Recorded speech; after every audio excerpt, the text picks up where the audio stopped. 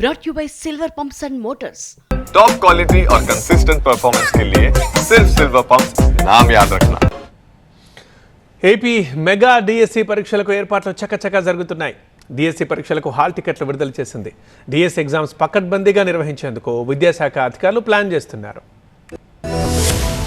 AP ప్రభుత్వం mega DSC పరీక్షలకు schedule విడుదల చేసింది. జూన్ 6 నుంచి 30 వరకు పరీక్షలు నిర్వహించనుంది. ఈ మేరకు వేగంగా విద్యాశాఖ ఏర్పాట్లు చేస్తుంది. ప్రతిరోజు 2 సెషన్లలో కంప్యూటర్ బేస్డ్ టెస్ట్ విధానంలో పరీక్షలు నిర్వహించనున్నారు అధికారులు.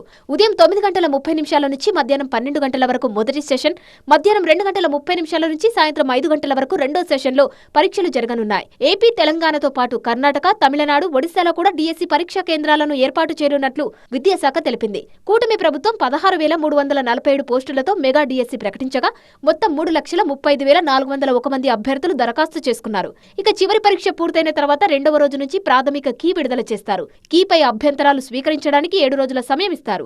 అభ్యంతరాలు పూర్తయిన రోజు నుంచి 7 రోజుల తర్వాత తుది కీ విడుదల చేస్తారు. తుది కీ విడుదల చేసిన 7 రోజుల డిఎస్సి ఫలితాలు ప్రకటిస్తారు అధికారులు. ఏపీ మెగా డిఎస్సికి సంబంధించిన హాల్ టికెట్లు ఇప్పటికే వెబ్సైట్ ద్వారా విడుదలయ్యాయి.